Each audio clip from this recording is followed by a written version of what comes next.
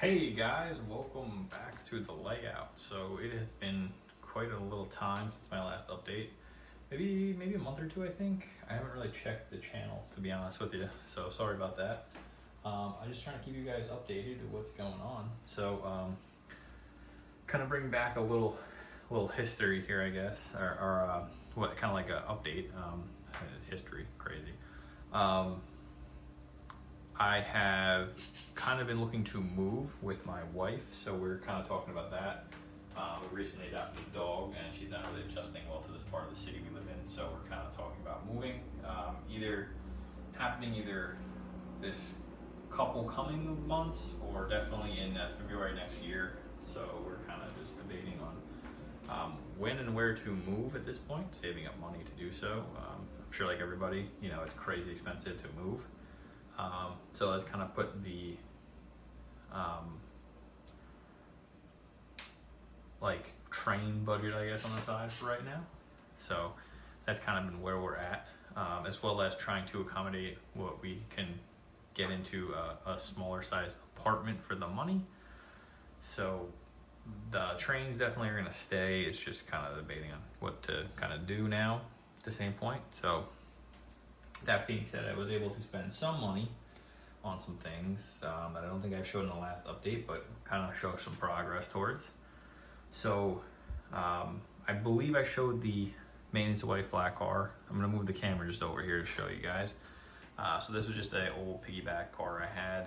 I decided to weather it down and add it into the fleet here for the Finger Lakes, just to add some extra operation variety of moving this car around, shunting it for maintenance away service, maybe putting a track out of service, something like that, kind of as a placeholder.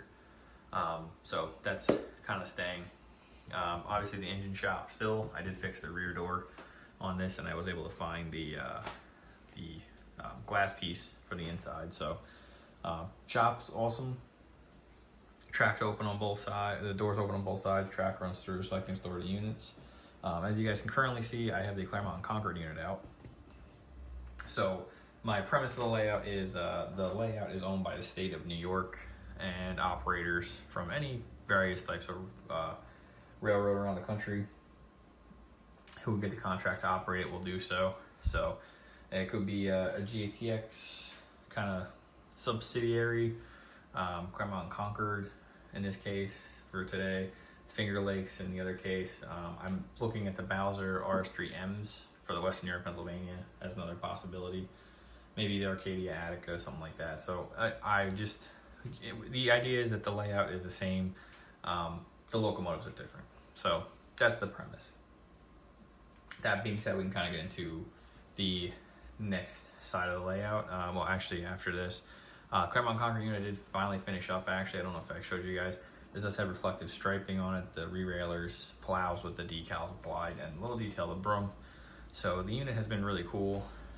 Sometimes you just get kind of tired of hearing the GE prime mover, so you go to the Alco one, or I have a GATX Jeep 30 as well. So adds a little operational variety.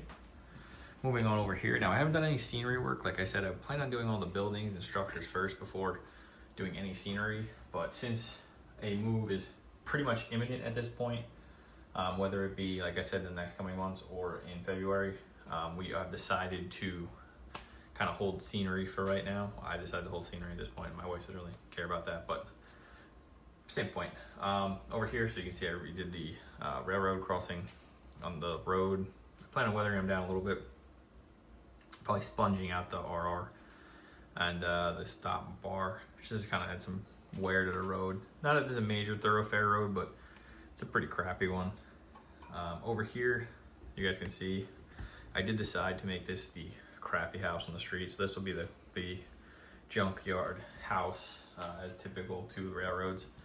So plan to put like a toilet on the front yard or a bathtub or something. Crabgrass everywhere. The real, like these neighbors here can't stand them, and the other two houses I'm gonna do it really nice too. So kind of bushes and stuff to kind of hide the seam here and the illusion. Here, as I said before, this will be the swamp. And I recently got this.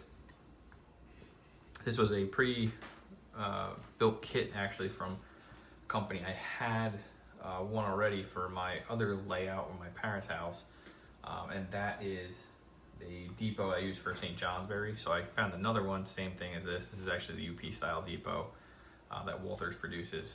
But I liked it built already. I don't like building kits. Not my favorite thing in the world. I like weathering and painting, but I can't stand building them. So I got this one. As you guys can see, I modeled it abandoned. So you can see the sides. Bottom's all dirty, and all the windows are boarded up. So all the paint's chipping off of it. Looks really cool. I also put a station platform in. I'm gonna weather that down, put grass and weeds growing through it. So it'll look pretty gnarly when we're all said and done. And then I did the shingles as if they're kind of fading apart. Moving on to the next side here. So the plan is I'm gonna do like a tall grass all the way around this. And probably like a construction fence with a, you know, please save the depot sign out front for like historic thing. This will be the trailer unloading for the trucks for the lumber dispenser here. And kind of the big shift over here is the feed mill getting moved over here. And in the background, you can see the, now what will be the warehouse. We'll now get boxcars alongside the warehouse. So the warehouse will sit over here on an angle, probably come out to about here. And then the boxcars will get unloaded on the side. So as a paper distributor, I did that mainly because the thing I noticed was I wanted the Claremont-Concord traffic more than anything, and the Claremont-Concord traffic is salt, sand, boxcars, and propane. So generic for Finger Lakes as well as the Claremont-Concord.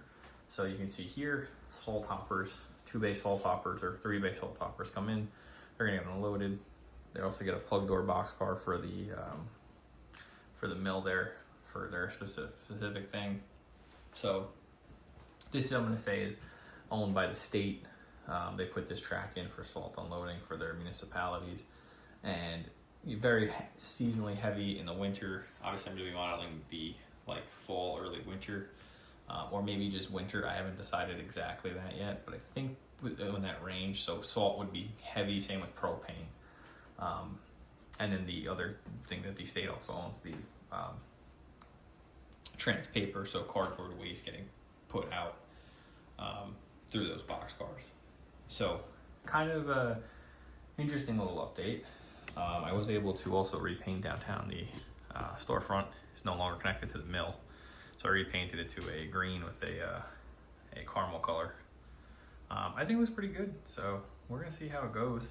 But that's kind of the update for right now, guys. Like I said, I'm planning on moving, so not too much going on.